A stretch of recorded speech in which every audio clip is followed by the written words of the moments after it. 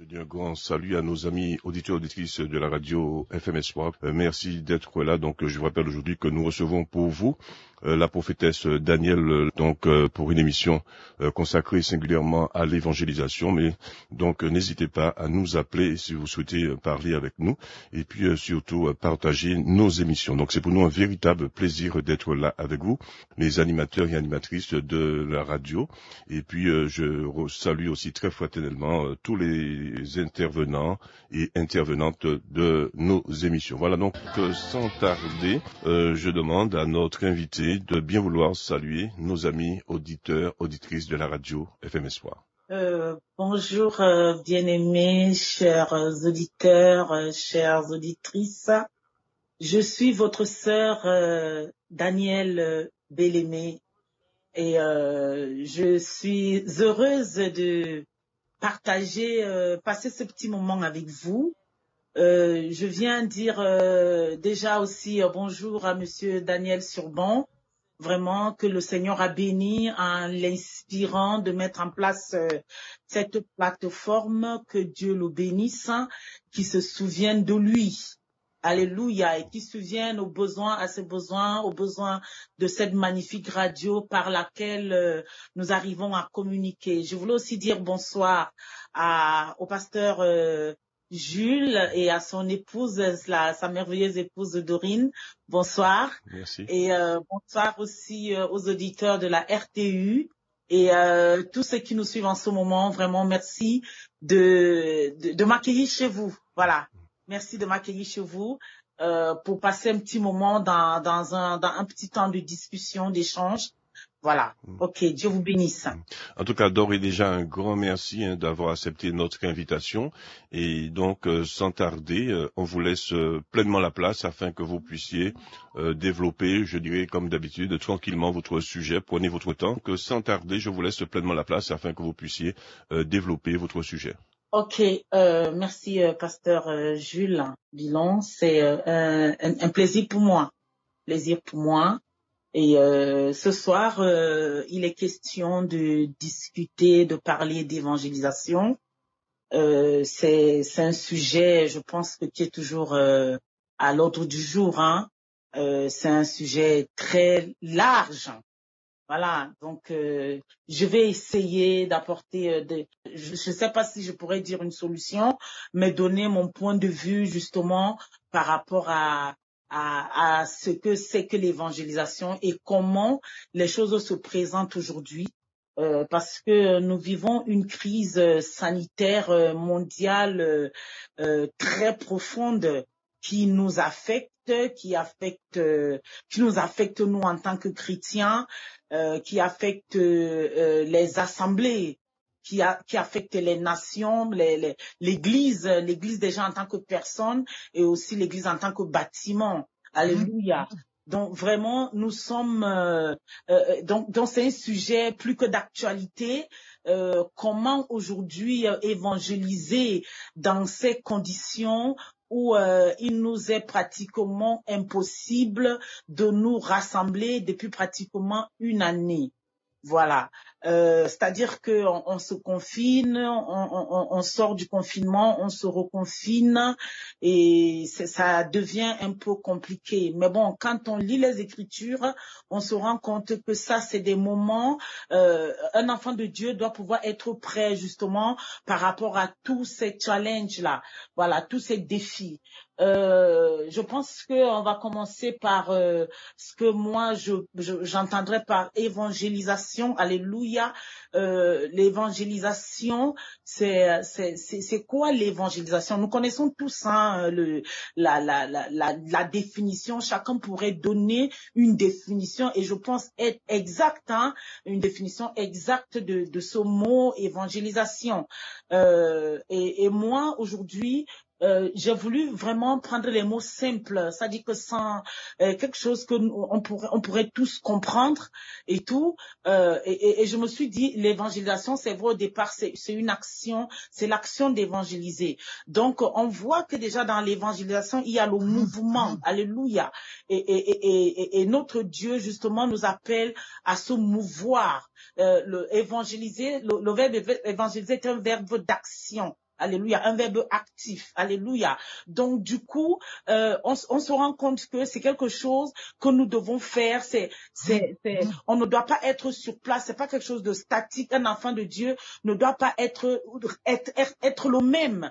Voilà. C'est-à-dire que tu peux pas rentrer dans la maison de Dieu et rentrer tel que tu es venu. Hein. Ça, c'est ce que, même quand on va dans les assemblées, c'est ce que nos pasteurs ont l'habitude de nous dire. Et quand nous lisons même la parole de Dieu, la Bible nous dit que le vieil homme est parti. Aujourd'hui, nous sommes une nouvelle personne.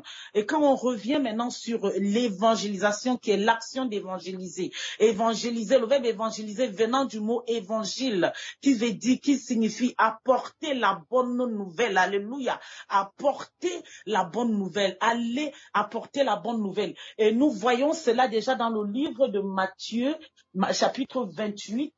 Matthieu chapitre 28, je pense au verset 19, si je ne me trompe pas.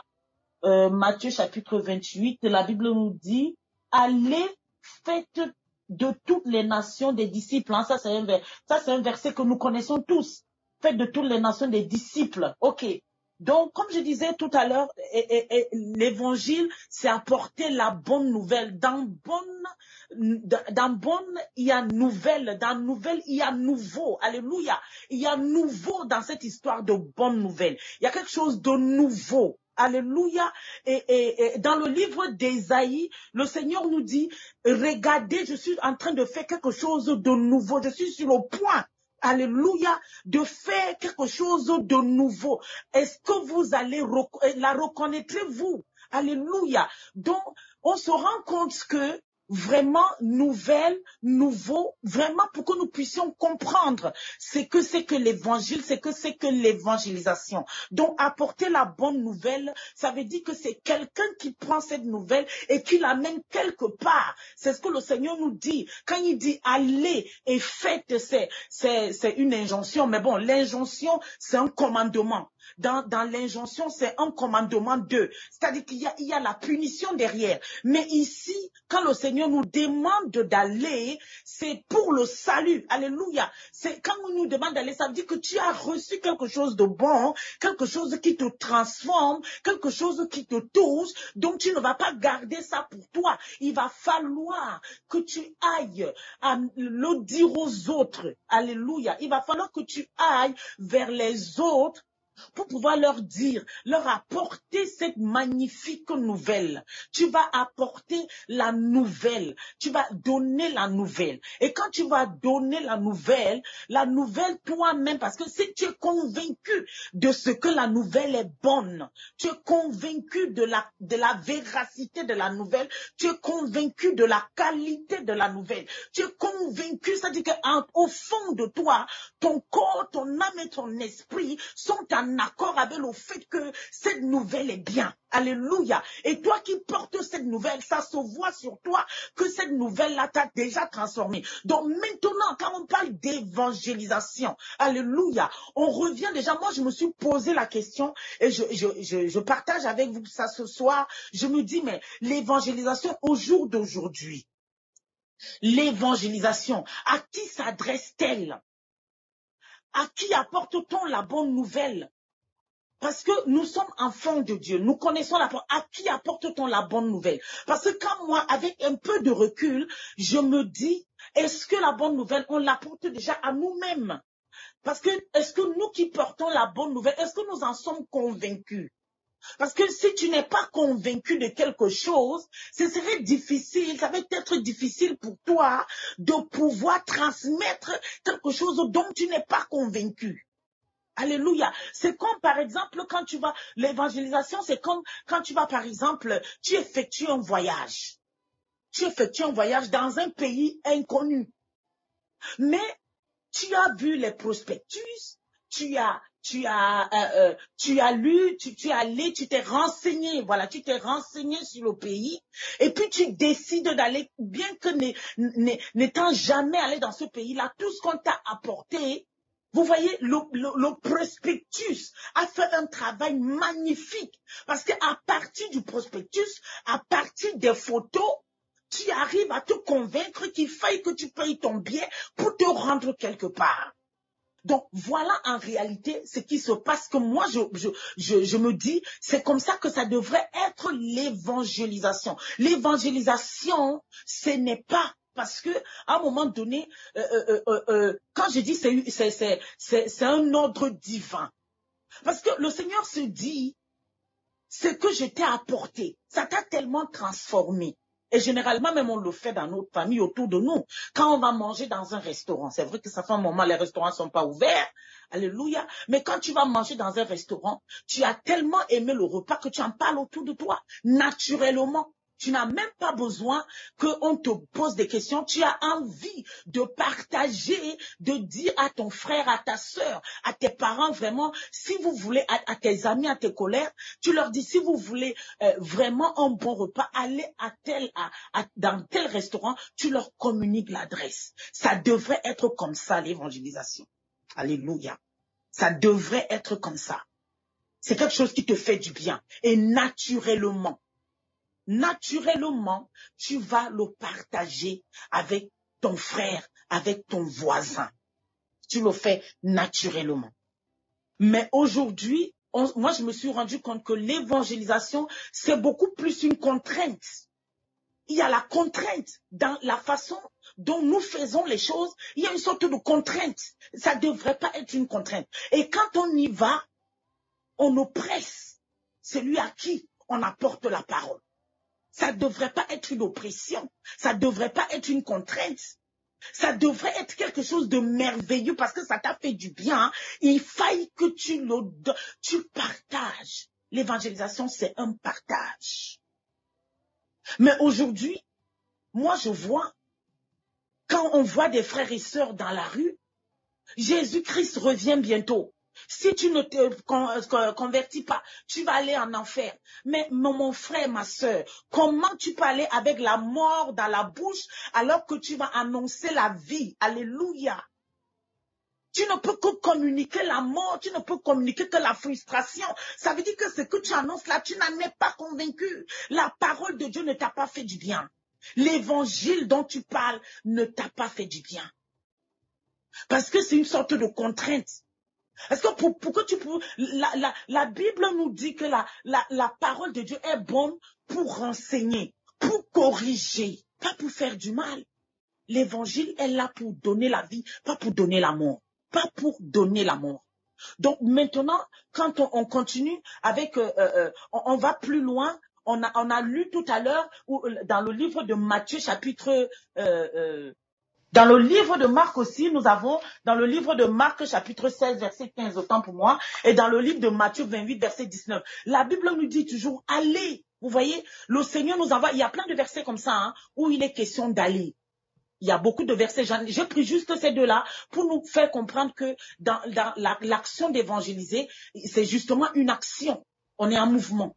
Et quand il dit allez et faites de toutes les nations, allez et faites, fais quelque chose. C'est-à-dire que toi qui vas apporter cette nouvelle, tu as été touché et tu vas maintenant communiquer la nouvelle. Et nous avons justement, alléluia, dans le livre d'Ésaïe 52, alléluia, Ésaïe 52, toi qui portes la nouvelle, Ésaïe 52, versets 7 à 9, je vais voir si je l'ai à côté pour pouvoir lire. Dans le livre de Marc déjà, Marc 15, verset 16, la Bible nous dit ceci, Ésaïe 52, voilà, Ésaïe 52, verset 7 à 9, la Bible nous dit ceci, qu'ils sont beaux sur les montagnes, les pieds de celui qui apporte des bonnes nouvelles. Ça veut dire que les pieds qui, dans les pieds, la Bible ne nous a pas parlé du visage, hein, parce que quand on voit une personne, on voit son visage d'abord. Mais comment est-ce que la Bible nous parle des pieds? Pourquoi la Bible ne nous parle pas des mains? Pourquoi la Bible ne nous parle pas de son corps? Pourquoi la Bible nous parle des pieds? Parce que c'est les pieds qui nous portent. Alléluia. Les pieds nous amènent aussi loin que possible. Les pieds, c'est un peu notre voiture. Les pieds nous démontrent le chemin parcouru. Comment de là où tu étais, tu as parcouru un chemin pour te retrouver là où tu es. Et la Bible nous dit, ils sont beaux, les pieds de celui, ils sont beaux sur les montagnes. La Bible aurait pu dire, moi je me suis dit, mais pourquoi on parle des montagnes? Pourquoi pas d'une montagne? Alléluia. Parce que la plupart du temps, dans la Bible, on dit, oui, je vais à la montagne, oui, ça veut dire, je vais prier. Mais la Bible nous parle des montagnes. Ça veut dire qu'ici, on a plusieurs défis à relever. Tu as plusieurs défis à relever. Donc, effectivement, quand tu vas sur la montagne, comme notre langage, hein, en tant enfant de Dieu, nous avons le langage, je vais sur la montagne, ça veut dire que je vais jeûner, je suis en train de jeûner, je suis en train de jeûner et prier. Donc, quand tu vas sur telle montagne, supposons la montagne peut-être des examens de ton enfant. Tu y vas, tu présentes tes enfants au Seigneur, tu dis, ah Seigneur, vraiment, cette année, c'est une année où les enfants, un coup ils sont à l'école, un coup ils sont à la maison, c'est un peu difficile pour eux. Ces enfants issus du Covid-19 là, c'est un peu difficile. Ceux qui sont dans les classes de première terminale, qui ont des examens à passer et tout ça là. Donc vraiment, Seigneur, soutiens mon fils, soutiens ma fille pour qu'ils puissent réussir. Voilà une montagne. Maintenant, tu vas ailleurs, tu as un autre souci. Peut-être tu as besoin de travailler, ou bien tu as besoin de soutenir un frère, une sœur, ou bien ton travail, c'est te mettre à la montagne parce que tu es une sentinelle. Il y a plusieurs défis. La Bible nous dit, ils sont beaux les pieds de celui qui annonce des bonnes nouvelles. Donc, vraiment, bien aimé, on se rend compte ici que véritablement, la bonne nouvelle dont il est question, dont l'évangile, transforme l'homme. L'évangile est une transformation qui est visible à l'œil nu. Ce n'est pas une question ce n'est pas de l'abstrait, c'est du concret. Alors moi, je me suis dit, l'évangélisation, c'est quoi? C'est une communication d'information. Ce n'est pas du marketing, ce n'est pas un truc de marketing ou une publicité pour la vente de quelque chose. Non. Ce n'est pas cela. Moi, je dis c'est une information en rapport avec la vie spirituelle. C'est une information qui fait que quand j'ai besoin de la partager avec mon frère. Mais maintenant, comment je la partage? C'est ça la question. Comment je partage mon information? Comment j'arrive à partager cette information? C'est vrai que nous savons que bon voilà, spirituellement, nous savons que bon voilà, l'évangile, c'est la mort. C'est la bonne nouvelle qui annonce la mort, la résurrection de Jésus-Christ de Nazareth. Tout cela qui vient pour enlever nos péchés. C'est-à-dire que la mort et la résurrection de Jésus-Christ de Nazareth ont vaincu la mort, ont vaincu le péché, la mort. Et la promesse que nous avons avec la mort et la résurrection de Jésus-Christ de Nazareth, c'est le salut et la vie éternelle et la rémission des péchés et la victoire sur la mort. Grosso modo, c'est un peu ça. Mais maintenant, moi, quand j'ai envie de donner une autre information sur l'évangélisation, je me dis, c'est une information que j'ai, que je dois communiquer à mon frère. Pour que de la même manière que cette information m'a fait du bien, que cette information lui fasse du bien. Mais maintenant, comment je communique l'information? C'est le comment communiquer l'information. C'est ce qui fait problème. C'est ce qui fait problème aujourd'hui, parce que aujourd'hui, où nous n'avons plus, où c'est difficile, et je pense que les choses iront de plus en plus, les choses iront de mal en pire. Les rassemblements vont être de plus en plus, ça va être de plus en plus être compliqué de se rassembler. Alors, comment on fait pour toucher les âmes? Comment fait-on pour toucher les âmes? Parce que moi, je sais que beaucoup d'églises, chaque année, organisent des croisades d'évangélisation. Mais de vous à moi, est-ce que nous croyons vraiment qu'il y a un impact sur la population, sur les personnes, alléluia, que nous voulons amener nos frères et sœurs qui sont dehors, que nous voulons ramener dans la maison de notre Père? Je ne pense pas. Et la Bible nous dit dans le livre d'Apocalypse de revenir à notre premier amour. Nous avons un autre moyen de toucher les cœurs que de se rassembler, parce que le monde est en train de changer, le monde est en profonde mutation. Donc, de la même manière que le monde est en train de muter, nous aussi, nous devons trouver un moyen justement de nous adapter. Voilà. Nous devons nous adapter au monde qui s'offre à nous. C'est à nous de nous adapter pour que nous soyons toujours à la page. Le monde étant en profonde mutation. Aujourd'hui, nous avons les réseaux sociaux. Moi, je dis, la Bible dit tout concourt au bien de ceux qui aiment l'Éternel et qui sont appelés selon ses desseins. Ça veut dire qu'aujourd'hui, d'autres personnes trouveront peut-être que les réseaux sociaux ne rendent pas service. Moi, je dirais non, au contraire. Les réseaux sociaux, si on sait les utiliser, on pourrait faire des réseaux sociaux nos alliés, entre autres. Et je pense que beaucoup d'hommes de Dieu et beaucoup de femmes de Dieu l'ont compris. Beaucoup de personnes l'ont compris. Beaucoup de personnes maintenant se servent des réseaux sociaux. Mais au-delà du réseau social, qu'est-ce qu'il faudrait faire? Parce que nous avons laissé les réseaux sociaux rentrer dans nos maisons, dans nos vies, et nous nous en servons mal. Et surtout, nous avons choisi les réseaux sociaux aujourd'hui, nous les chrétiens, pour nous faire du mal. Mais qu'est-ce que Jésus nous dit? Comment une maison peut s'autodétruire elle-même? Parce que nous nous autodétruisons nous-mêmes. Nous nous étalons dans les réseaux sociaux et nous voulons étaler nos problèmes profonds. Je partageais la parole hier avec des groupes de frères et sœurs. Et comme ça, il y a un frère qui disait que mais vraiment, il n'a pas encore vu, depuis que cette crise a commencé, il n'a pas vu que des pasteurs de France se sont appelés, se sont réunis, ou bien même pour pouvoir prier, même via le Zoom, via Skype, je sais pas, via les réseaux sociaux, pour pouvoir endiguer la maladie, pour pouvoir endiguer cette crise. Il n'a pas vu que les pasteurs se sont mis ensemble, peut-être pour aller rencontrer le président de la République, parce qu'on n'est pas unis. On utilise les réseaux sociaux pour pouvoir donner le bâton pour qu'on puisse nous taper dessus. Donc aujourd'hui, on a mauvaise presse. L'Église évangélique a mauvaise presse par notre faute, nous-mêmes les évangéliques. Alors, pour revenir à l'évangélisation, moi je pense que le témoignage dans le livre d'Apocalypse, chapitre 12, verset 11, je pense, ou 11, verset 12, la Bible dit qu'ils l'ont vaincu à cause de leur témoignage et à cause du sang de l'agneau. Ils n'ont pas aimé leur vie. Le témoignage bien aimé aujourd'hui, c'est le témoignage qui va ramener les gens dans la maison de Dieu. C'est le meilleur moyen d'évangéliser. Le témoignage par ta propre vie, par rapport à comment tu vis, qu'est-ce que tu dégages à l'intérieur, qu'est-ce que les gens disent de toi. Comme Jésus lui-même avait dit, qu'est-ce que vous pensez que je suis? Qu'est-ce que les gens disent que je suis? Alléluia. Cette question, c'est ce témoignage-là. L'Église aujourd'hui a besoin de passer par son témoignage pour pouvoir ramener dans la maison de l'Éternel ces enfants qui sont égarés.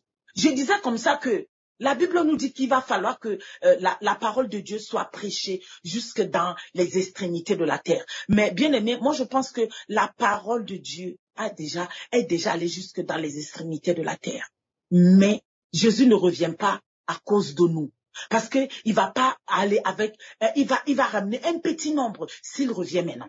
Le Seigneur ne veut pas que le méchant périsse. La Bible dit que Dieu dit, il ne veut pas que le méchant périsse. Il veut qu'il arrête de ceux qui se détournent de ses mauvaises voies et qui reviennent à lui. Jésus n'est pas mort que pour une minorité. Jésus est mort pour l'humanité entière. Alors nous qui avons déjà cette bonne nouvelle-là, nous qui savons que cette nouvelle-là nous fait du bien, pourquoi est-ce que nous n'avons pas un bon témoignage? Pourquoi est-ce que notre témoignage ne parle pas pour nous? Il faille que notre témoignage parle pour nous, bien-aimés. Il faille que dorénavant, on corrige nos vies, qu'on essaye de vivre selon les principes bibliques. Qu'on essaye de vivre selon les principes bibliques. C'est la meilleure évangélisation qui soit, le témoignage par sa propre vie. Que ta vie témoigne de toi. Comme ça, les gens vont se renseigner. C'est-à-dire que quand tu vas évangéliser, quand tu parles du Seigneur, tu es tellement à l'aise. C'est-à-dire que ton visage illumine tellement cette parole te fait du bien que celui qui te voit entendre parler du Seigneur, il est intéressé par rapport à ce que tu dis. Vous savez, aujourd'hui, j'étais au travail aujourd'hui, j'avais tellement de choses à dire sur l'évangélisation. Je disais, mais Seigneur, je ne sais même pas par où commencer. J'ai tellement de choses à dire que ça s'embrouille dans ma tête. Et j'étais là, parce que chaque fois quand moi je travaille, quand il y a beaucoup de bruit, et tout ça là, vous savez, aujourd'hui, les bureaux, c'est un open space. Donc, ce n'est plus les bureaux où tu es seul. Vous êtes en open space, vous êtes tous là, et tout. Bon, c'est vrai que bon, là, il y a les gestes barrières, tu es un peu loin, mais bon, vous parlez, vous êtes dans la même salle. Donc, quand moi j'ai envie de m'isoler, je mets les écouteurs. Et il y a une collègue qui vient d'arriver. On était en train de parler. Et puis, j'ai enlevé mes écouteurs. Je dis, tu dis quoi? Elle dit, ah, Daniel. Et puis, elle me dit, mais, et puis, il y a un autre collègue qui dit, mais, toi, tu es chrétienne, n'est-ce pas? Je dis, oui. Il me dit, ah, ok. Je dis, mais toi, tu es de quelle confession? Il dit, moi, je suis de confession juive. Je dis, ah, ok. Il dit, mais non pratiquant. Je dis, ok. Et la collègue dit, ah oui, moi, je suis catholique. J'ai dit, ok. Moi, je suis évangélique.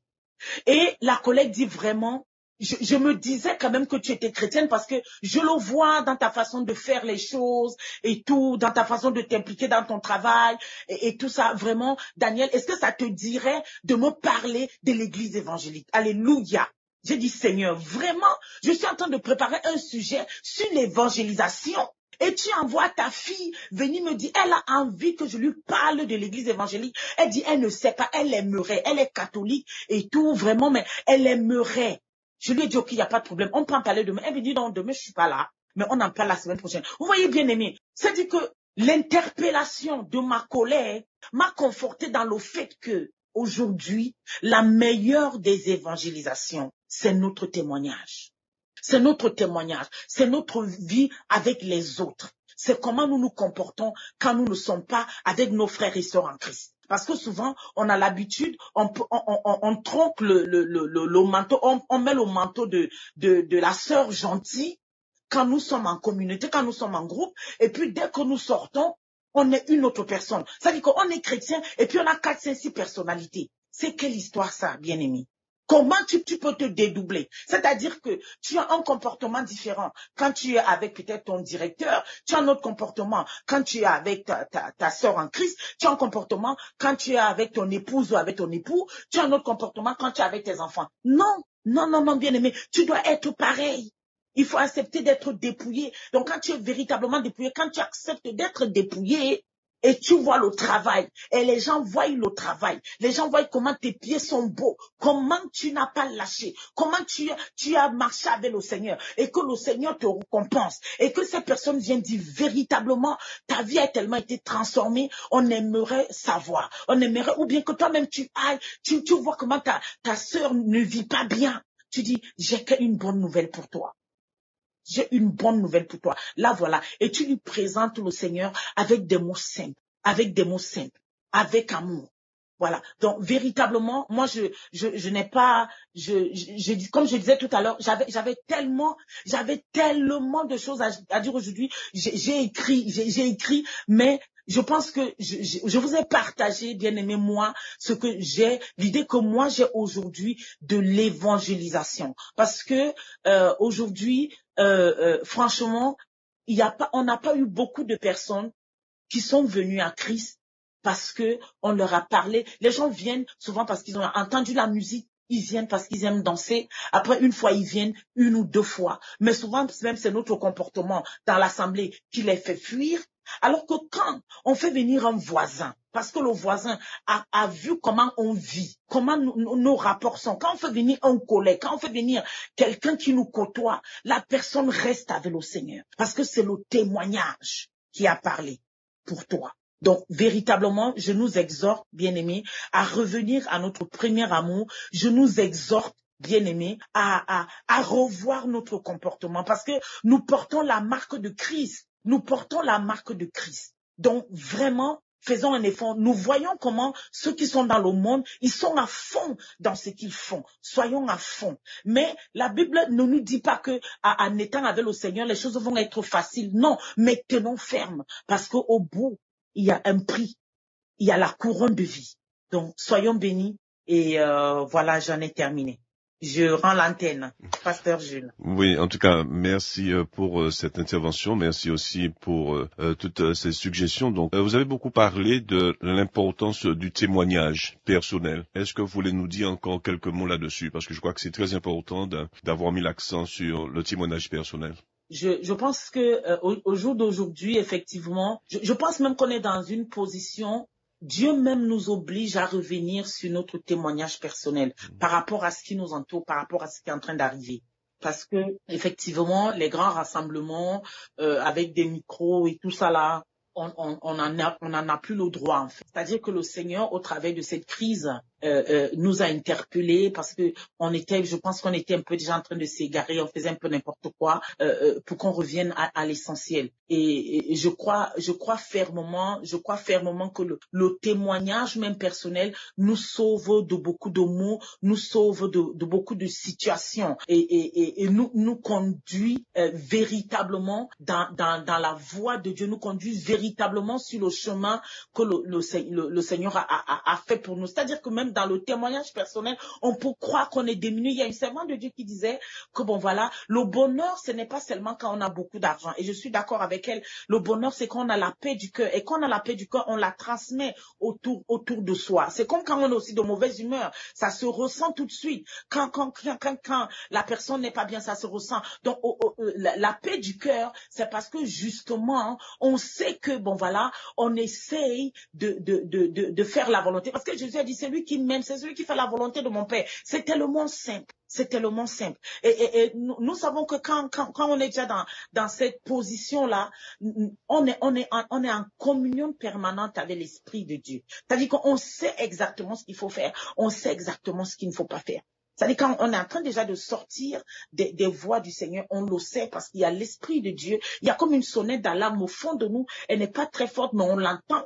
On l'entend qui nous dit, attention, tu es en train de t'égarer. Donc, véritablement, moi, je pense qu'il y a beaucoup de choses. C'est un travail personnel qui passe par la prière, qui passe parce que la Bible nous dit ici qu'ils sont beaux, les pieds de celui sur la montagne. La Bible a dit sur les montagnes. C'est-à-dire que pour insister sur le fait que justement, pour que ton témoignage soit bien fait et tout, il va falloir que tu te réfugies dans la prière.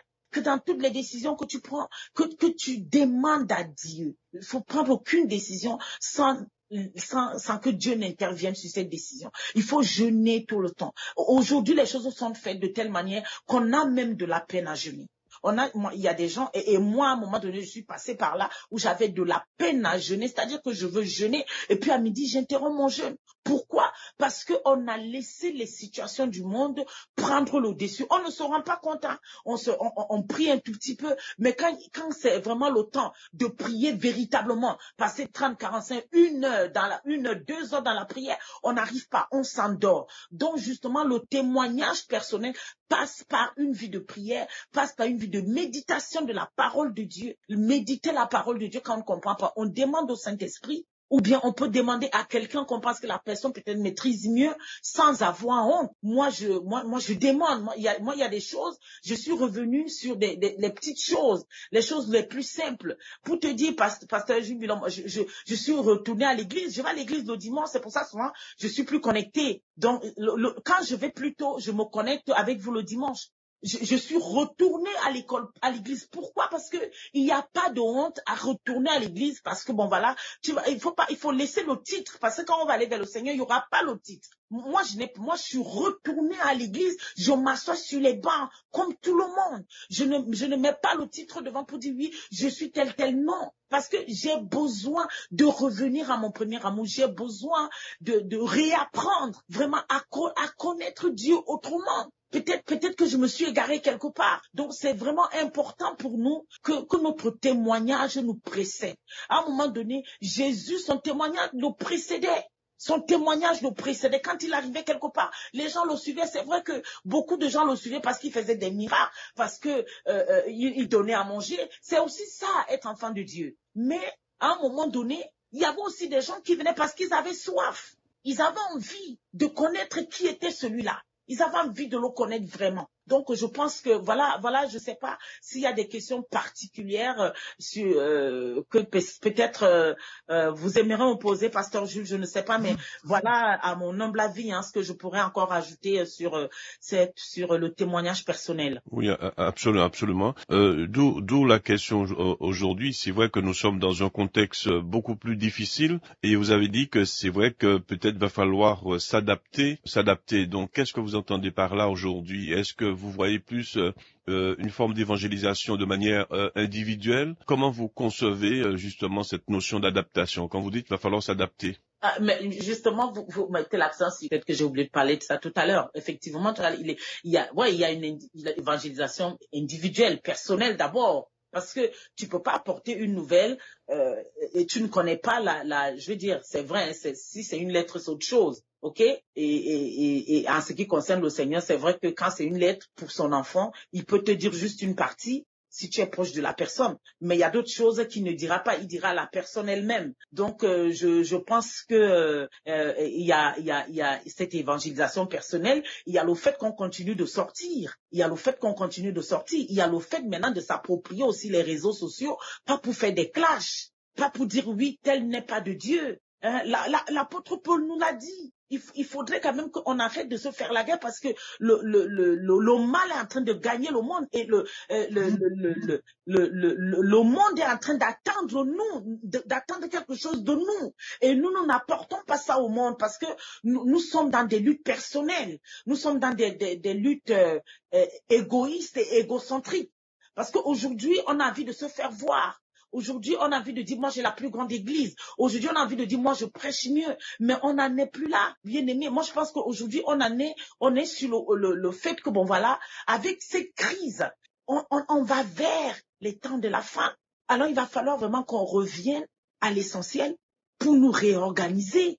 Il y a tellement de choses que l'église pourrait faire. Comme par exemple, ce que Radio FM Espoir fait, c'est tellement magnifique. Moi, je suis tellement occupée ces derniers temps. C'est pour ça que je ne me connecte pas trop, mais c'est tellement magnifique, c'est tout ce que FM Espoir fait. Soutenir, par exemple, l'homme de Dieu, Daniel Surbon. Le soutenir de quelque manière que ce soit. Parce que ça, c'est des idées qu'il faille qu'on porte. Et tout qu'on porte parce que c'est grâce à l'idée qu'il a eue, on ne sait pas, lui seul il sait, et peut-être son entourage, comment il a fait justement pour pouvoir mettre toutes ces choses en place. Mais ce qui est ce que le Seigneur a été avec lui, moi j'ai essayé de lire un peu sa biographie, j'ai essayé de lire un peu qui il est tout ce qu'il a accompli jusqu'à présent. Je dis mais c'est merveilleux, c'est magnifique. Essayons de nous soutenir.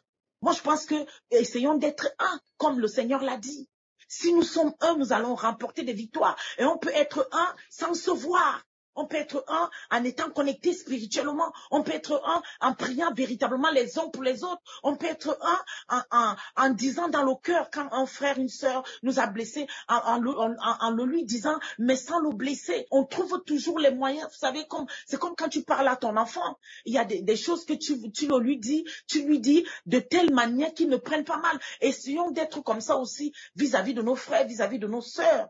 Voyez, moi je pense qu'il y a beaucoup de choses à faire. L'église peut se mettre, mais on n'est pas obligé de faire la grande église ou tout, voilà. Non, chacun peut rester dans son assemblée, mais on essaye d'être connecté spirituellement. On essaye de mettre les choses en place parce que le diable est en train de mettre des stratégies en place. Là, on ne peut plus se rassembler. Or, la Bible dit quoi? La Bible dit que là où 2 ou 3 sont assemblés à mon nom, et tout. C'est vrai qu'il y a être assemblé spirituellement, mais il y a le fait aussi d'être ensemble dans un même lieu. Être ensemble dans un même lieu. Pourquoi Jésus a demandé à ses disciples d'être ensemble dans un même lieu? Parce que c'est important d'être ensemble dans un même lieu. Aujourd'hui, il nous est interdit, entre guillemets, d'être ensemble dans un même lieu. Donc moi, je pense que ça, c'est une occasion pour nous. Alléluia. C'est une occasion. Le Seigneur nous donne cette occasion pour nous redéfinir, pour nous corriger, pour que nous puissions repartir de plus belle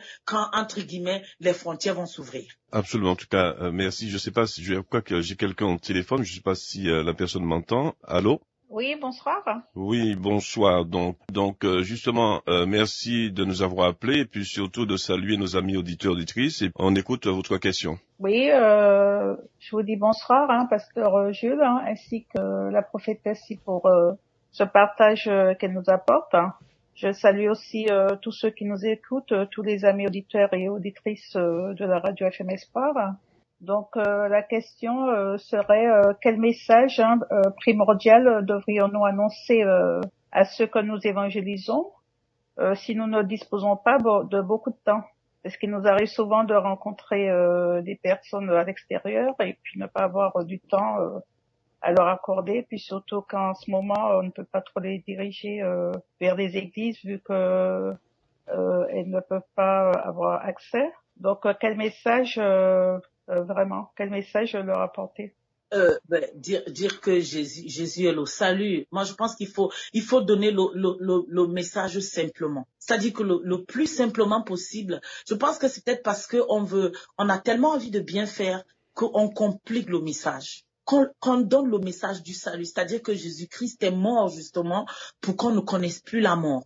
Mais vraiment faire comprendre aussi aux gens que bon voilà, ne pas connaître la mort, ça ne signifie pas que bon voilà, là tu ne mourras pas. Mais ça veut dire que quelque part, il y a une assurance. Il y a une assurance déjà sur la vie présente parce qu'il y a une délivrance. Voyez, aujourd'hui, j'ai beaucoup aimé. Bon, j'ai pris le message en cours de route, hein, donc je n'ai pas écouté la totalité du message sur les hôtels. Aujourd'hui, nous avons des hôtels. Nous qui venons, je ne sais pas, je parle pour moi, je parle pour l'Afrique, parce que je viens d'Afrique. Nous avons des hôtels qui parlent contre nous. Moi, j'ai suivi la partie de l'homme de Dieu où il parlait justement d'hôtel, où tu vas justement dans un hôtel pour adorer, élever l'Éternel et tout. Mais nous avons l'hôtel en tant que mort, c'est-à-dire qu'un hôtel qui a été élevé contre la personne. Vous voyez, il y a des personnes, par exemple, tu vis la même situation, c'est-à-dire chaque année, à la même période, tu vis la même situation désagréable. Ça, c'est un hôtel qui a été érigé contre ta vie. Donc, il va falloir que tu te rendes compte qu'il y a un hôtel. Il va falloir maintenant, quand tu sais qu'il y a quelque chose qui ne va pas, tu dois te rendre compte qu'il y a quelque chose qui ne va pas. Donc, justement, selon les situations des gens, parce que quand quelqu'un a besoin d'une nouvelle, c'est comme quand quelqu'un va voir le médecin, c'est parce qu'il sent qu'il y a quelque chose dans son corps qui ne va pas. Donc maintenant, quand on arrive à savoir de quoi souffre la personne, on sait quel médicament adapter justement pour que la personne guérisse. C'est le cas justement pour la personne que je rencontre. Pour la personne que je rencontre elle va sûrement me voir sûrement parce qu'elle se pose des questions. Elle a envie de savoir est-ce que véritablement il y a une vie après la mort? Parce que ça, je suis sûre que cette question revient de plus en plus avec les morts que nous enregistrons tous les jours. Je suis sûre que les personnes se posent des questions. Est-ce qu'il y a une vie après la mort? Est-ce que cette personne qui s'en va, est-ce que véritablement je vais la rencontrer? Est-ce que je vais la retrouver? Donc effectivement, on peut se baser là-dessus et dire, oui, ma soeur, oui, mon frère, il y a une vie après la mort. C'est pour ça que Jésus-Christ s'est donné à la croix pour que tu aies une vie après la mort. Donc, justement, je pense que il faut écouter l'Esprit de Dieu. L'Esprit de Dieu, justement, pour nous conduire et nous dire voilà. Parce que moi, sincèrement, aujourd'hui, cette collègue-là, d'abord, elle vient d'arriver. On ne se parle pas trop. C'est vrai que chaque fois, me dit, oh, Daniel, est-ce qu'on peut aller prendre un café? J'évite même parce que quand on va prendre un café, elle met du temps, 30 minutes. Oh, moi, j'ai beaucoup de travail et tout. J'évite d'aller prendre le café avec elle. Mais là, aujourd'hui, elle m'a interrogé sur le sujet sur lequel on est en train de parler. Alors, je me suis dit, mais Seigneur, c'est vrai, tu veux me donner un message. J'ai dit, Seigneur, je te bénis parce que il va falloir qu'après que je lui ai parlé, qu'elle vienne à l'église évangélique, qu'elle donne sa vie au Seigneur.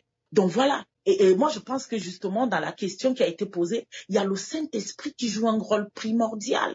Je suis sûre que le Saint-Esprit, si on s'écoute, le Saint-Esprit, même en 5 minutes, on fait une petite prière parce qu'on a envie de dire quelque chose à la personne pour que son âme soit sauvée. Bon, on ne sait pas quoi. On dit, Saint-Esprit, viens à mon aide. Je dois dire quelque chose à cette personne. Je ne la connais pas, mais toi, tu la connais mieux que moi. Donne-moi le message qu'il faudrait que je lui communique. Donc voilà. Absolument. Quelle devrait être la place justement du ministère, je dirais, des femmes dans nos communautés chrétiennes? Merci. Je pense que nous le constatons. Ça, les chiffres démontrent qu'il y a toujours plus de femmes dans les assemblées que les hommes. Les femmes sont sensibles à l'esprit. Les femmes sont toujours sûrement en quête de quelque chose.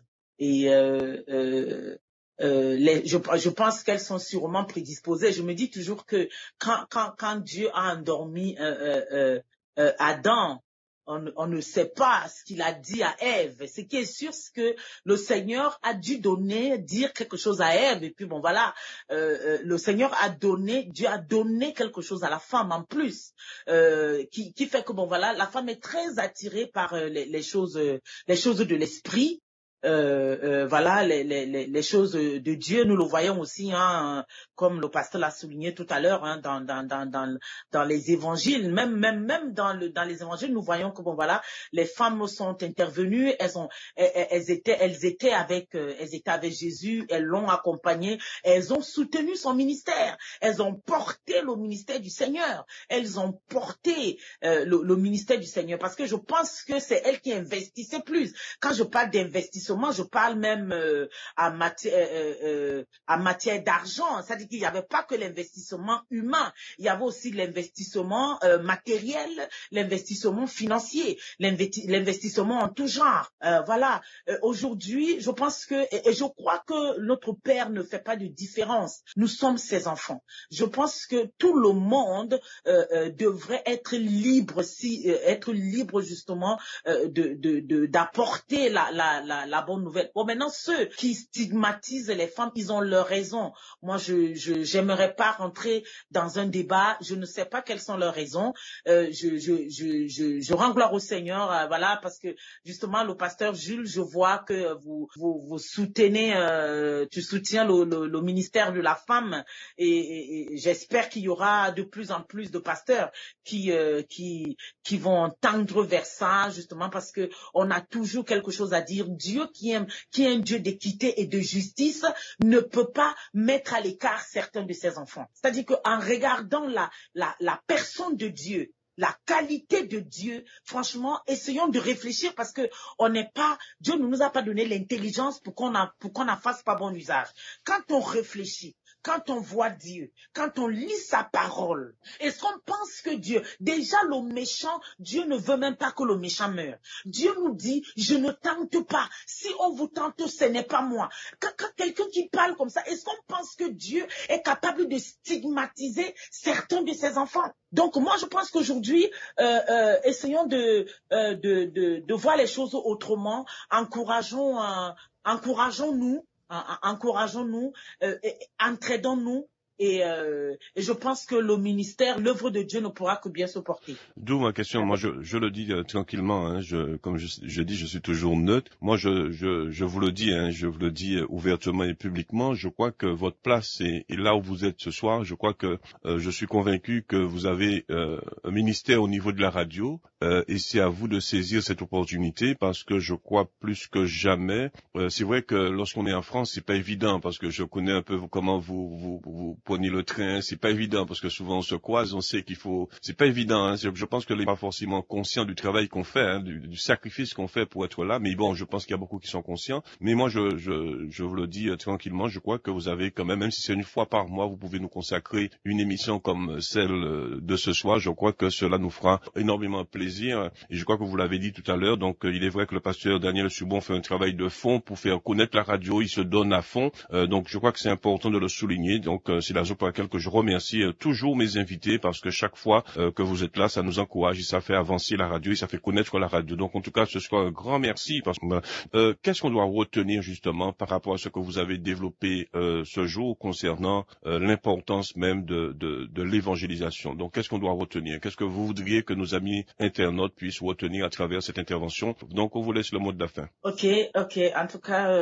ça a été un plaisir, hein, pour moi d'intervenir ce soir.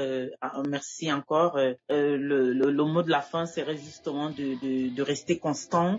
Le mot de la fin serait toujours essayer de le vivre. Hein. Ça dit que ça convainc plus, hein, parce que la parole de Dieu est là pour convaincre, c'est vrai. Mais ton attitude, ta façon d'être convainc beaucoup plus qu'autre chose. Donc, essayons vraiment de vivre ce que nous voulons faire passer comme message. Voilà.